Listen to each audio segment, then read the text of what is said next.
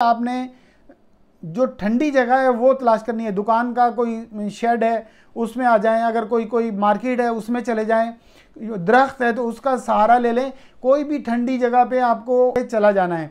ठंडी जगह पे जाके आपको बैठ जाना है, आपको खड़ा नहीं होना। खुदा न खास्ता अगर आप फेंट होते हैं, गिरते हैं तो चोट ज़्यादा लग सकती है, तो आप बैठ जाएं। बैठने के अगर बैठे बैठे भी कन्फ्यूजन हो जाएगी तो साफ़ जगह पे आपने लेट जाना है। ये तो आपने पानी पीना है। ठंडी पानी की बोतल अगर आपके पास दस्तयाब है, नहीं तो किसी ले लें, और आप आपने ठंडा पानी सर पे डालना है और आपने पानी पीना है और अपने जिस्म को ठंडा रखने की कोशिश करनी है। नंबर 1, अगर आप किसी और को भी देखते हैं अगर वो इस कंडीशन में, तो फ़ौरन उसके साथ भी यही करना है कि उनको ठंडी जगह पे और सायेदार जगह पे ले जाना है उनको, और ले जाके उनको आपने पानी पिलाना है। और पानी पिलाने के बाद पंखा वगैरह है, पंखा नहीं तो गत्ता होगा, कॉपी, कोई भी रजिस्टर, उससे आपने उसको हवा देनी है।